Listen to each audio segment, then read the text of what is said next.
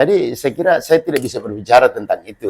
Tinggal ya kalau kita berbicara nanti begitu dibilang nata mememuni ya Allah. Itu semua sudah selesai dibangun.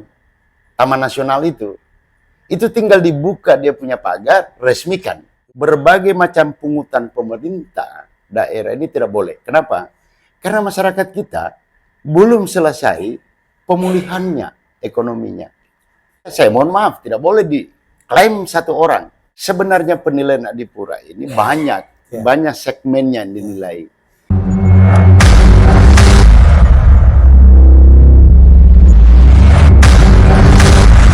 Assalamualaikum warahmatullahi wabarakatuh. Ketemu lagi sahabat JMSI dengan podcast JMSI. Dan hari ini sahabat JMSI kita kedatangan tamu istimewa. Mantan Wali Kota Palu periode 2016-2021. Selamat datang. Assalamualaikum warahmatullahi wabarakatuh. Ya. Apa kabar ini, Mbak Dayat? Alhamdulillah sangat-sangat plong sudah. Plong sudah setelah berkontemplasi di Sidondo selama 3 tahun. Alhamdulillah ya, syukur kita hari ini bisa ketemu ya di podcast JMSI Sulawesi Tengah. Alhamdulillah. Nah, terkait itu bahwa di depan akan ada pilkada. Kami mungkin masuk di poinnya. Gimana persiapan Kak Dayat untuk pencalonan kembali untuk menjadi calon wali kota Palu? Ya artinya begini. Salam hormat 2024. Ya. Selamat datang. Ya, banyak orang menanyakan, kok ada baliho salam hormat 2024. Ya, saya katakan bahwa tahun 2024 ini new demokrasi. Ya, new demokrasi di Indonesia ini. Karena di tahun 2024 ini semua terkumpul di sini. Pilkadanya, pilpresnya, ya, kemudian pileknya di sini semua. Ini baru terjadi, ya.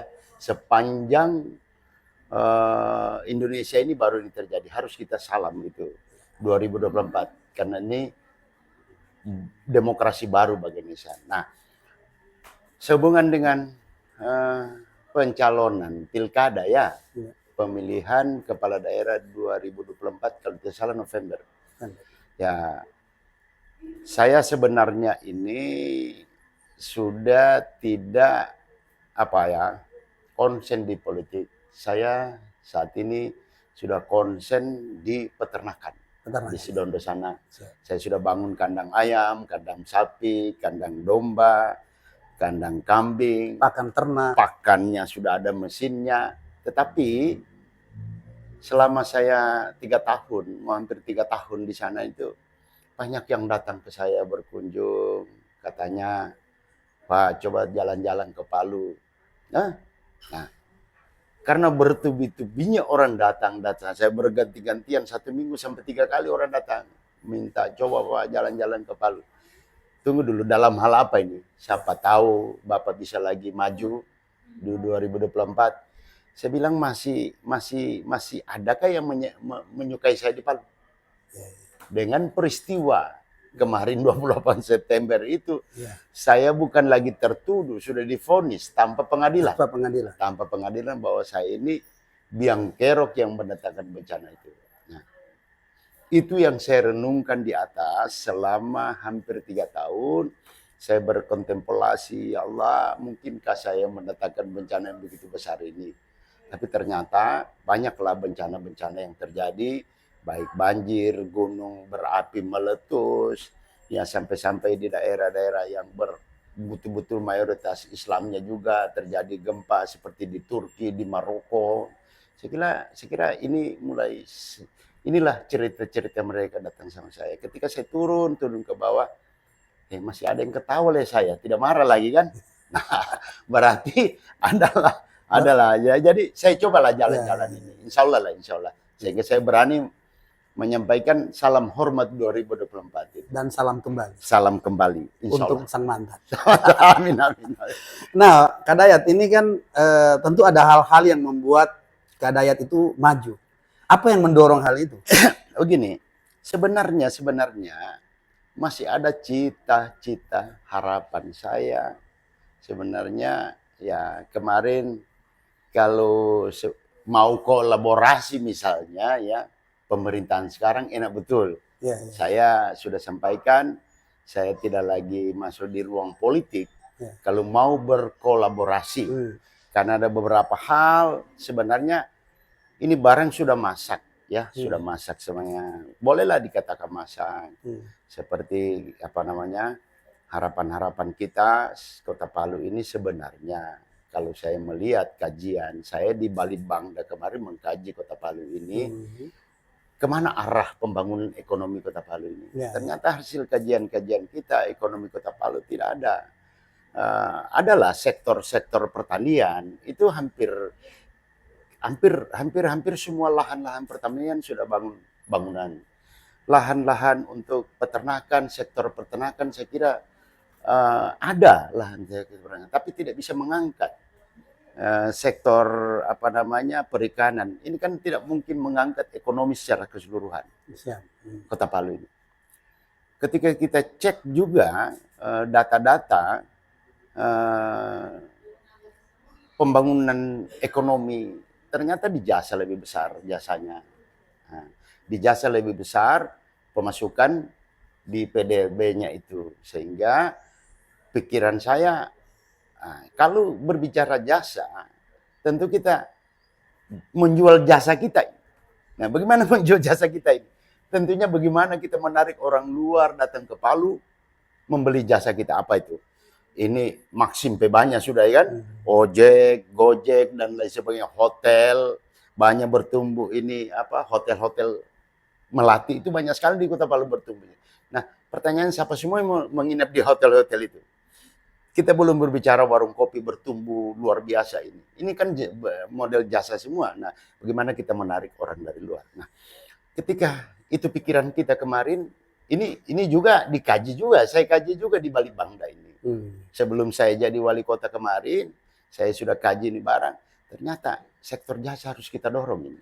Artinya Kota Palu berpotensi menjadi kota jasa. Kota destinasi. Destinasi ya. Nah, pertanyaannya, kenapa harus kota destinasi? Ya, ya kenapa? Kenapa harus kota destinasi? Apa keindahannya?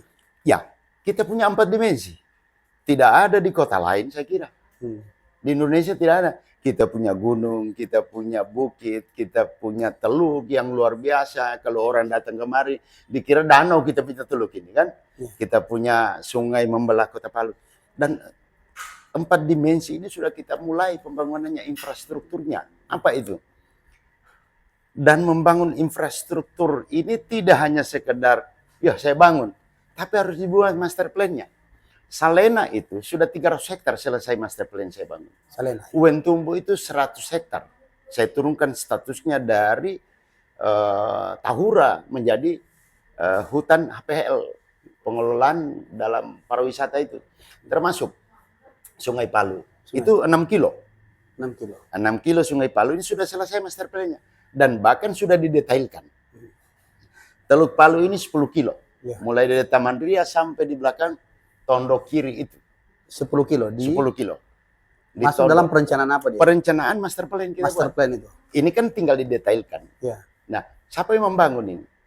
Kemarin sudah berdatangan orang datang sama kita. Ya. Ada dari Bandung, mau ambil Salena, mau Uwentumbu, mau bangun apa namanya itu? Camping ground. Camping ground ini camping, tapi di dalamnya itu fasilitas hotel bintang 5. Ya. 1,5 juta sampai 2 juta. Ini sudah berdatangan orang mau ambil itu. Untuk investasi. Investasi itu. Memang investasi di Kota Palu ini, saya lihat ini, ya kita tidak punya bahan baku ya. Tidak punya bahan baku yang mengelola investasi. Salah satu investasi yang bisa di Kota Palu adalah industri jasa. Wisata. Itu wisata. Nah, Salena sudah selesai. Ini sebenarnya ingin sekali saya Salena itu hidup. Uwentumbu hidup. Hutan kota hidup. Karena Salena kita katakan dimensi gunung. kita buka jalan ke atas. Nah, kemudian dimensi bukit itu uwen tumbuh dengan hutan kota kita bangun. Nah, dimensi teluk, ya dimensi teluk kita bangun, perbaiki. Dimensi apa namanya sungai ini sudah selesai semua itu. Ada satu sebenarnya perencanaannya itu tinggal didetailkan. Itu heritage Guru Tua dengan heritage Pasar Tua. Ini kota yang pertama di Lembah Palu ini. Hari ini kota ini diam, sunyi dan tidak ada aktivitas. Nah, kalau kita buat heritage Guru Tua dan heritage Pasar Tua. Makanya Bambaru saya bangun duluan itu. Karena itu menjadi pusat oleh-oleh. Lantai 2-nya. Sebenarnya harapan itu di dalam perencanaan kemarin. Perencanaan kemarin. Nah, kemudian saya kemarin itu tidak akan membangun kalau tidak ada perencanaannya. Maka semua jalan di Kota Palu ini saya perintahkan waktu itu Pak Iskandar, ini anggaran untuk perencanaan. Saya mau perencanaan duluan. Karena begitu turun anggaran, dengan di dalamnya perencanaan ini lambat. Artinya kalau kita menurut yang Kak Dayat sampaikan, artinya apa yang dilakukan pemerintah sekarang itu sebenarnya melanjutkan apa yang telah dipetakan sebelumnya. Sudah gitu ada, sudah ada perencanaan memang dulu. Artinya bukan bahwa tiba-tiba nanti direncanakan hari ini baru diaspal jalan, lorong dan lain-lain itu. Jadi saya kira saya tidak bisa berbicara tentang itu.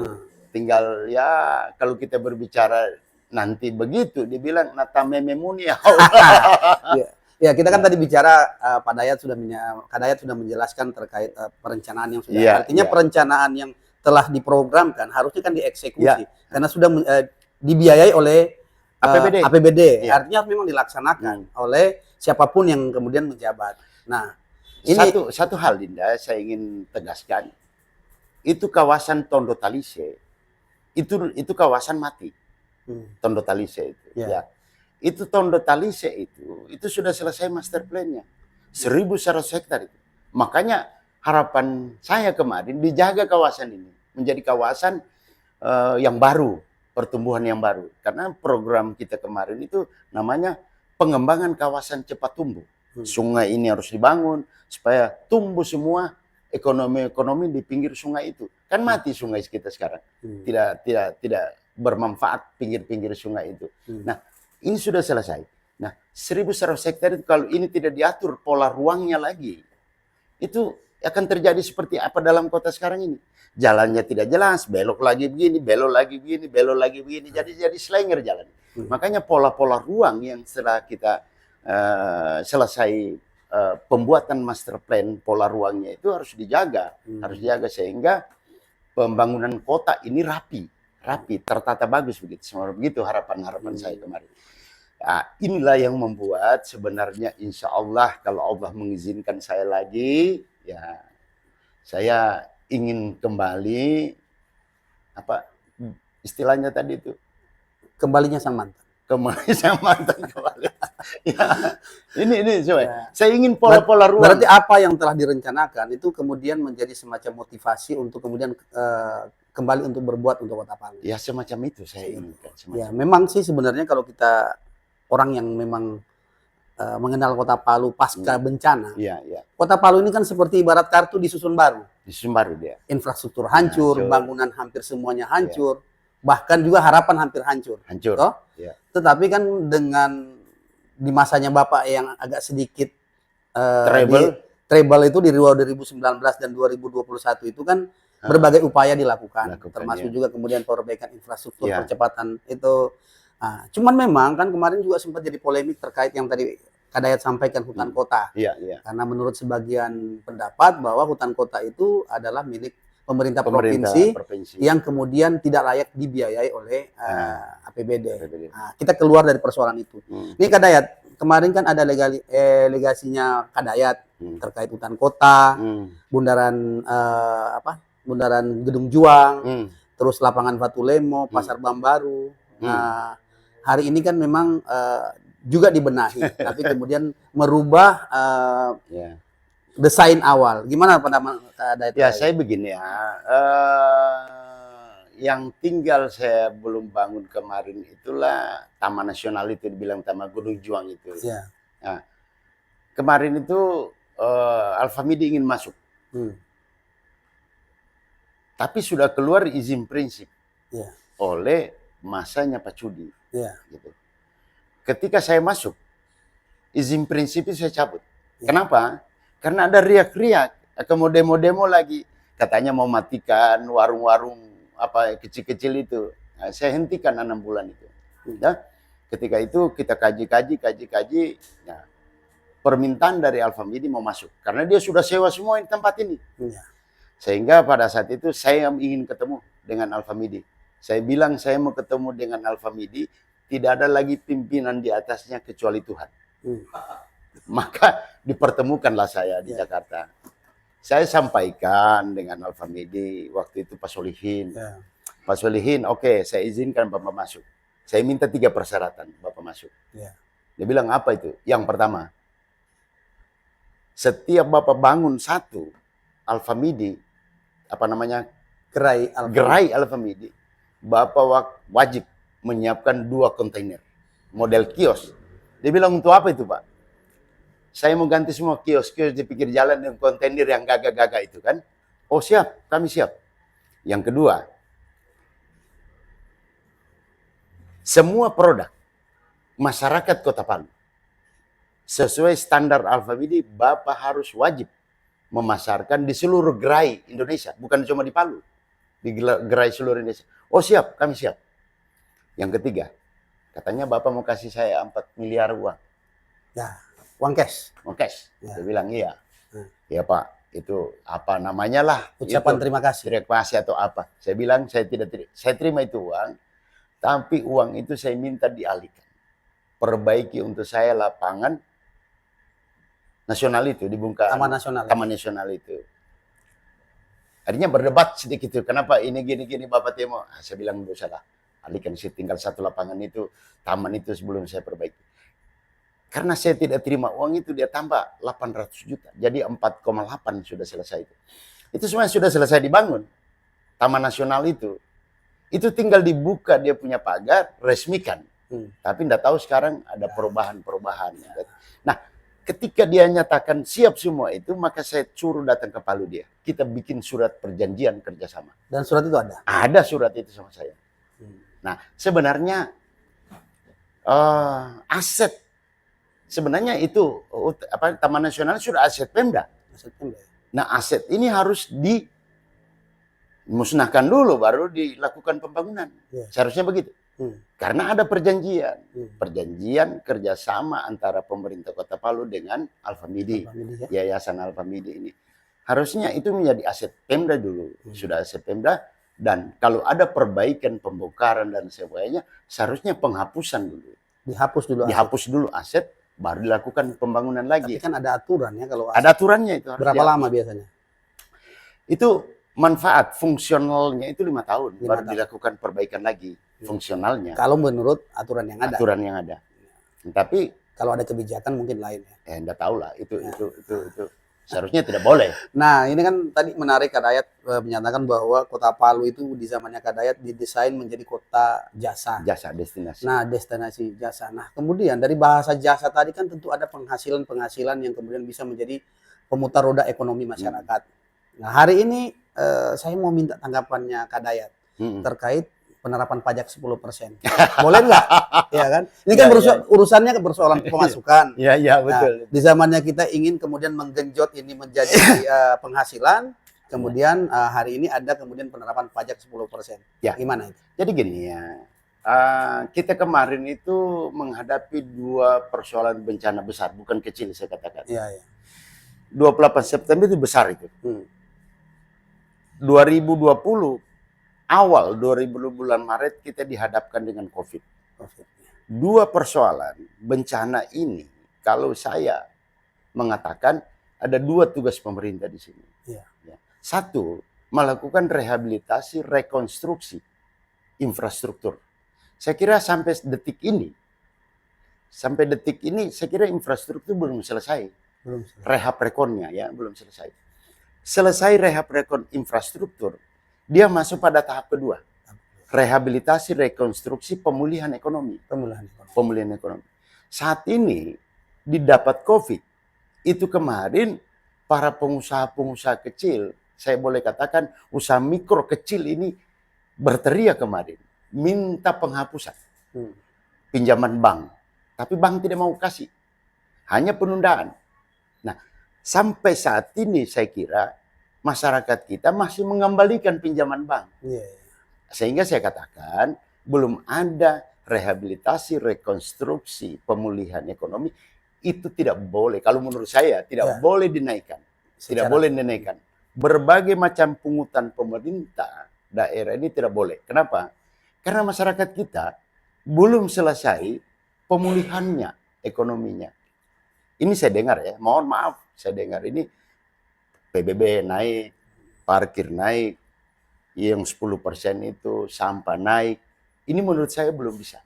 Karena tidak ada dalil, tidak ada logika yang bisa menjelaskan ini masyarakat masih mengembalikan pinjaman bank dan kemudian masyarakat habis alat produksi yang kemarin, modal habis dan lain sebagainya, sehingga menurut saya belum bisa kita menaikkan berbagai macam pungutan-pungutan pemerintah terhadap masyarakat. Tapi tidak tahulah kebijakan apa kajiannya, apa dalilnya, sehingga pungutan-pungutan terhadap masyarakat baik PBB, sampah, pungutan retribusi sampah, retribusi parkir, kemudian pajak makan dan minum, ini semuanya belum bisa kita lakukan ini, belum bisa kita berlakukan itu. Ya itu, saya kira itu. Nah, kan dengan kemudian hari ini Kak Dayat sudah mulai rolling show silaturahmi ke partai-partai politik, kan salah satu bukti keseriusan bahwa Kak Dayat keresahan sebenarnya ini. Resah ya? Resah. Oh, gitu ya. Apa yang bikin resah? Ya itu tadi. Itu tadi. Itu tadi. Saya pikir resah karena tidak mendapat surat rekomendasi. Siapa tahu. Itu takdir ya. Tinggal. Nah, boleh dikasih bocoran Pak Kak Dayat? Sudah berapa sih partai politik yang sudah diajak soan? Ya, tidak. Saya soannya mendaftar dulu. Oh, mendaftar ya. Saya kira sudah 4 kali saya ikut pilkada.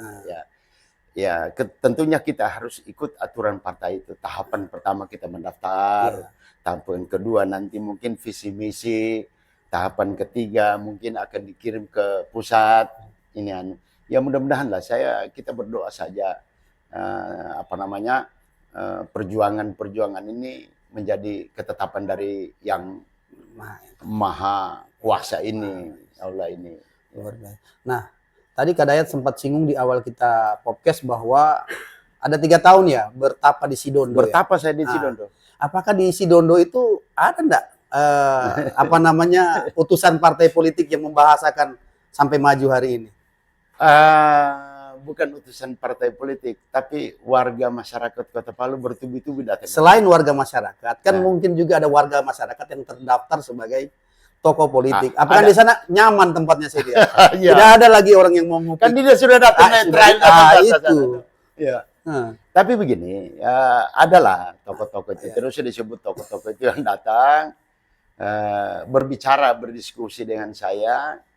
Sebenarnya saya bilang kalau saya ingin ada kolaborasi. Kalau saya ingin ada kolaborasi, sudahlah. Saya menjadi rakyat biasa lah. Mari kita kolaborasi. Karena mimpi yang sudah saya bangun kembali kemarin itu belum terwujud. Ini harapan saya kita mau kolaborasi, tapi nyatanya tidak bisa, tidak terwujud harapan saya. Bukan tidak terwujud, belum terwujud. Ya. Karena ke depan nanti kan tetap kolaborasi itu akan dibangun. Kak Dayat, waktu setelah zamannya Kak Dayat, Kota Palu ini mendapat sebuah penghargaan yang luar biasa. Adipura namanya. Saya cuma mau minta tanggapan Kak Dayat gimana. Karena waktu itu sempat kalau tidak salah ada beberapa media yang mengutip bahwa Kota Palu pernah mendapat julukan kota terjorok tahun 2019 ya kalau tidak salah. Apakah karena gempa? Saya tidak tahu. Tapi yang saya mau minta tanggapannya Kak Dayat terkait pencapaian Adipura yang kemudian luar biasa yang didapatkan oleh pemerintah Kota Palu saat ini. Saya kira stigma kota terjorok itu bukan nanti 2019, itu stigma itu sudah masih Pak Asis Lamajido dulu itu sebagai gubernur itu sudah stigma itu sudah ada. Tidak mungkin tidak ada perubahan. Siap. Kan tidak mungkin. Saya kira ya saya mohon maaf berbicara di Pura ini kan. Ya tidak mungkin pemimpin pertama tidak ada andilnya kan. Pak Ruli bangun Batu Lemo kan, Pak Cudi, kemudian masih zamannya Pak Asis dulu juga tanam pohon semua dulu gitu kan. Palu Gersang dulu pohon di jalan ditanam oleh Pak Asis semua waktu menjadi apa namanya Bupati Donggala kan, masih masuk Donggala kita nih. Pak Baso ada juga andilnya di dalam ini. Nah sehingga saya mohon maaf tidak boleh diklaim satu orang bahwa Adipura ini datang tiba-tiba. Nah sebenarnya penilaian Adipura ini banyak segmennya yang dinilai. Karena ada dua di situ. Ada penilaian fisik dan ada penilaian non fisik. Kan gitu. Non fisik ini sebenarnya kemarin cuma saya tidak mau gaungkan ini, saya mau kejar Adipura. Di 2018 kita dapat bencana, hancur-hancuran ini, sampah bukan cuma sampah lagi, ya kan, puing-puing bangunan. Sampai 2019 masih ada puing-puing bangunan. Kalau ini dikatakan terjorok, keliru. Terjorok 2019. Ini sangat keliru. Karena dampak daripada gempa 2018 di ujung ya, bulan 9. Ini tidak mungkin langsung bersih ini. Sampai hari ini masih ada? Ya, sampai hari ini puing-puing masih ada. Oke. Itu penilaian Adipura dari aspek non-fisik ya. Kemarin kita sudah bentuk. Itu non-fisik itu. Tim Gerakan Galigasa, Mombine Gerakan Galigasa, Satgas K5, kemudian lembaga adat. Jangan sangka lembaga adat tidak ada kaitannya dengan persoalan lingkungan. Besar lembaga adat punya persoalan di lingkungan. Karena ada givunya, ada sanksi. Yang membuang sampah sembarangan, yang menebang pohon. Hari ini pohon saya lihat sudah tinggi-tinggi ditebang semua. Semuanya bisa lembaga adat bertindak gitu. Untuk apa pohon-pohon sudah tinggi-tinggi ditebang semua? Capek kita menanam pohon. Terus gitu. Ini salah satu bagian daripada penilaian Adipura. Kemudian pasar, segmen pasar. Ya dua-dua pasar kita perbaiki kemarin. Pasar Impres dengan pasar Manonda kita perbaiki semua jalannya kan. Kemudian apa lagi? Ruang terbuka hijau. Apa ruang terbuka hijau? Taman-taman. Taman Watu Lemo kita perbaiki, Taman Gor kita perbaiki. Ruang arboretum yang puluhan tahun jadi pembuangan sampah, kita bangun menjadi hutan kota Kaumbona. Kemudian taman ini, taman apa namanya ini, nasional kita bangun. Itu kan tujuannya untuk Adipura itu. Kemudian kawasan pemukiman. Kawasan pemukiman kita persiapkan untuk penilaian kemarin itu apa? Kita bangun kawasan pemukiman BTN Palupi. Perbaiki semua jalannya, tidak lagi sampah-sampah orang buang di situ. Lorong bakso kita perbaiki. Pembangunan jalannya, kuburnya kita pagar semua. Kemudian kawasan pemukiman Biminyur kita perbaiki semua di situ. Puskut. BTN Puskut kita perbaiki. Ini penilaian kawasan pemukiman, gitu dia. Untuk kemudian itu penilaian semua, itu yang dinilai. Untuk Adipura. Semuanya untuk Adipura. Cuma saya tidak mau gembor-gemborkan saya mendapat Adipura, saya tidak mau bicara itu. Saya setiap ada tujuan sasaran saya diam. Nanti kalau sudah dapat, baru kita gembor-gemborkan. Saya juga kemarin mendapat satu penghargaan dari Presiden Republik Indonesia yang namanya Perencanaan Pembangunan Terbaik 1 Indonesia ya. Kota Palu. Tidak pernah. Tahun? 2018. Habis itu dikasih predikat 2019 terjorok. Luar biasa. 2018 kita dapatkan itu satu Perencanaan Pembangunan Daerah Terbaik 1 kita Indonesia. Dari seluruh daerah ya. Kita pembangunan daerah terbaik 1, yang kedua itu adalah Palembang, yang ketiga itu adalah Solo. Saya tidak ribut juga dengan predikat yang kita dapat, predikat pertama. Dan tidak memajak masyarakat? Tidak. Saya tidak mau. Tidak naikkan apa. Tidak.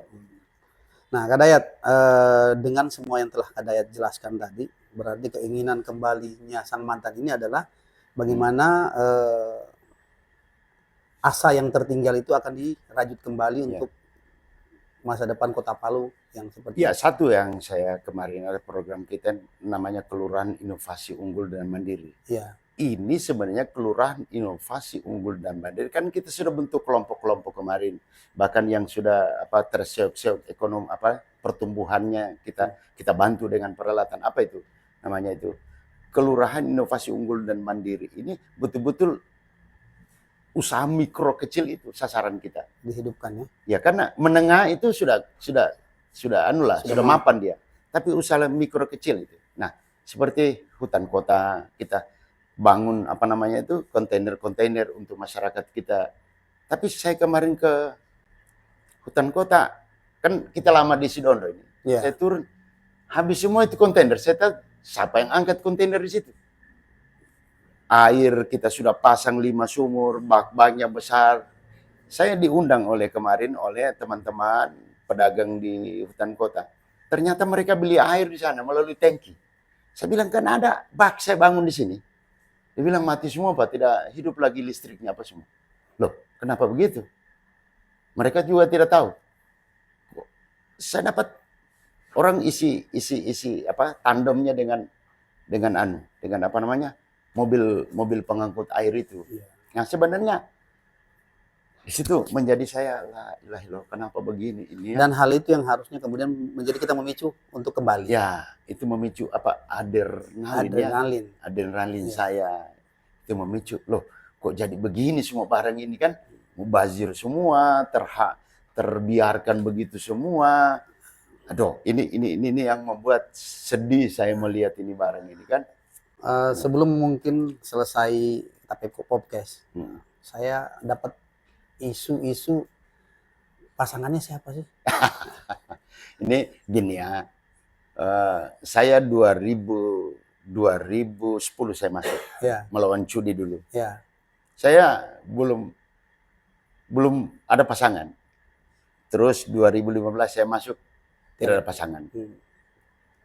Nah, itu nanti di ujung. 2020 kemarin itu di ujung juga itu saya dapatkan. Tetapi sebenarnya sudah ada saya lihat-lihat di gerakan-gerakan sudah ada warna-warnanya. Warna-warna gerakan saya lihat-lihat ini kan ada ini. Ya tentunya kita menunggulah siapa itu orang. Boleh dikasih kisi-kisi perempuan kah laki-laki kah? Saya belum mengetahui perempuan atau laki-laki kan terlalu banyak menjadi wali kota sekarang ini kan. Terlalu banyak mendaftar saya ini. Ya, terlalu banyak saya lihat ada perempuannya, ada laki-lakinya. Terlalu banyak saya lihat. Tapi gerakan-gerakan dari semua ini saya lihat adalah yang di atas. Yang masuk dalam ada. Tapi satu visi, satu kalau ini kita sebut takdir Tuhan bukan sama dia. Kan marah lagi nanti orang. Nah, saya menunggu takdir saja. Menunggu takdir Allah. Artinya sang mantan menanti takdir. Takdir. Emang orang podcast memang pintar mencari judul ini kan. Kak Dayat, jika ke depan insya Allah Tuhan meridhoi Kak Dayat kembali memimpin Kota Palu, apakah tetap akan melanjutkan Kota Palu sebagai kota jasa? Ya, sebenarnya kemarin itu begini ya, saya punya visi kemarin Palu kota jasa, berbudaya, beradat, dilandasi iman dan takwa. Dari semua visi ini saya breakdown ke dalam 6 misi. Dan ini terwujud. Kemarin. Nah, saya ingin katakan, kalau saya berbicara budaya, konotasinya jangan lain.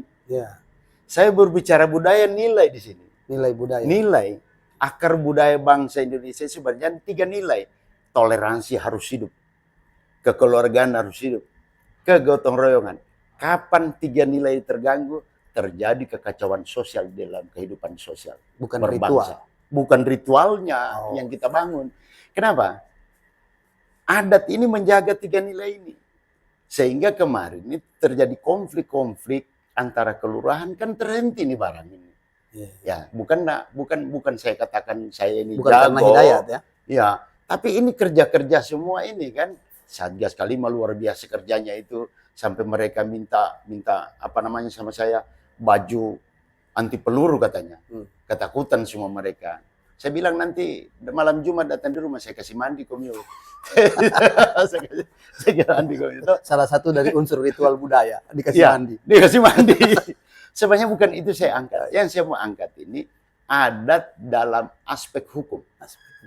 4 aturan adat Kaili ini karena menjaga 3 nilai ini, maka posumba itu dijaga. Ya. Jangan gara-gara ucapan-ucapan yang tidak beres terganggu hubungan manusia dengan manusia, toleransinya tidak ada, kekeluargaannya tidak ada, kemudian gotong royongan, kemudian perilaku harus diperbaiki, kemudian tindakan dan perbuatan diperbaiki. Ada satu hukum adat Kaili ini menjaga hubungan manusia dengan alam. Saya kira ini yang saya bangun kemarin itu. Cuma diplesetkan, inilah politik. Yang dibungkus dengan politik, sesuatu yang baik itu pasti tidak baik semua. Karena apa? Karena kebaikan ini, karena itulah saya ini terlalu anu juga saya ini. Media kurang-kurang saya tidak terlalu prak. Di situ kekurangan saya kemarin. Semua apa yang saya bangun, apa yang saya lakukan, saya tidak terlalu publikasi. Nah, di situ kekurangan saya. Nah, menjelang maju di pilkada tahun ini, Kadayat, sudah mempersiapkan tim sukses, tim pemenangan? Sebenarnya tim sukses ini adalah yang datang-datang. Kami sudah bentuk namanya tim ini, namanya ya saya bilang posabara. Jangan panik. Ya, jangan panik, bersabar dulu. Insya Allah kalau semua sudah jalan baik, kita akan bertemu. Saya akan menjelaskan semua kemana arah Palu ini. Nah, itu saya jelaskan akan tuntas. Palu ini mau dibawa kemana? Gitu. Mau dibawa ke laut, ke udara, ke darat. Tentunya kita harus, ya itulah saya bilang, kalau hanya memaju saja, sekadar maju tidak punya konsep.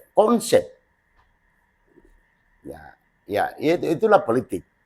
Ya, kadang-kadang orang baik jadi buruk ketika praktisnya politik praktis ini dilaksanakan tanpa nilai-nilai toleransi, tanpa nilai-nilai kekeluargaan, tanpa nilai-nilai kegotong royongan, akan hancur kehidupan sosial ini. Ini semuanya yang saya mau jaga.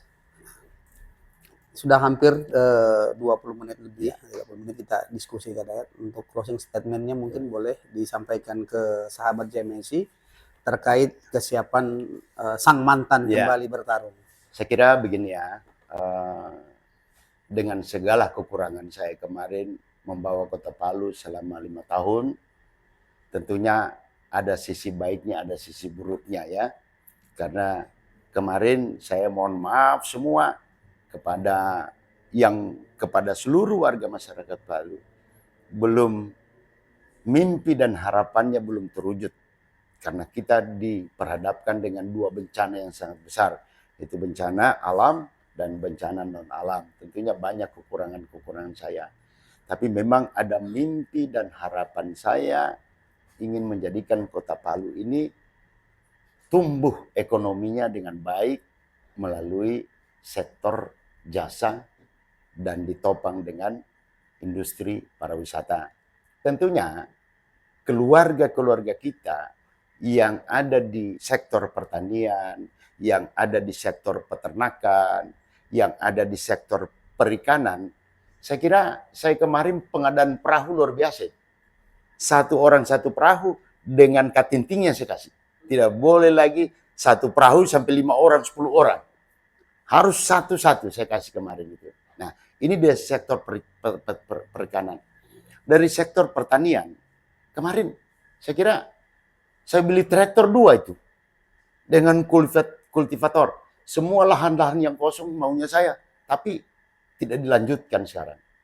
Sudah jalan, ada semua foto-fotonya itu. Saya kerjasama dengan TNI kemarin. Dengan membangun kawasan-kawasan yang bisa kita tanam-tanam berbagai macam palawija, bawang, dan segalanya.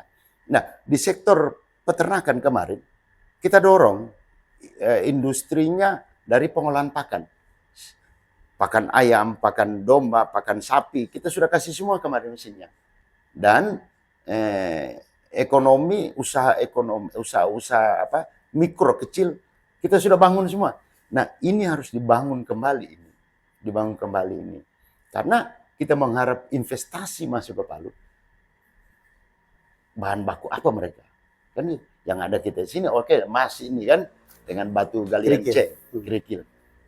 Nah, yang memegang semua tambang-tambang ini kan kebanyakan orang luar, pemodal. Dana itu tidak bergerak di Kota Palu, semuanya lari ke sana dana. Nah, bagaimana orang-orang kecil ini, usaha kecil, usaha mikro ini harus menjadi perhatian, karena kebanyakan masyarakat kita pada sektor itu. Ya. Nah, sektor itu yang harus dibangun sebenarnya.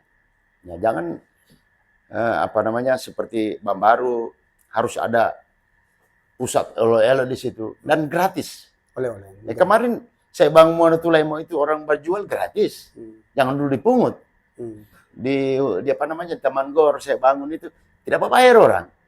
Maksud saya, biarkan dia berkembang dulu, baru kita panggil dia, tetapkan berapa kira-kira kemampuan kami bayar tempat ini. Jangan langsung sewa. Orang belum berkembang sudah kita tetapkan. Harus bayar 2 bulan katanya itu. Nah, itu tempat itu. Wah, ini belum tahu ini berkembang usahanya. Usaha mikro kecil. Ini sudah kita tetapkan itu harganya. Wah, masih berarti pinjam uang di bank lagi dia. Kan gitu. Nah, sementara banyak kita punya usaha mikro kecil pinjam uang di bank. Saat ini masih dalam rangka pengembalian. Pinjaman kemarin itu yang tertunda itu. Ya. Saya kira itu yang menjadi gimana ya? Greget gitu. Ya. Jadi sahabat JMSI, demikian bincang-bincang santai dengan Wali Kota Palu periode 2016-2021, Dr. Hidayat MSI. Sampai sini dulu podcast hari ini. Terima kasih telah menyimak.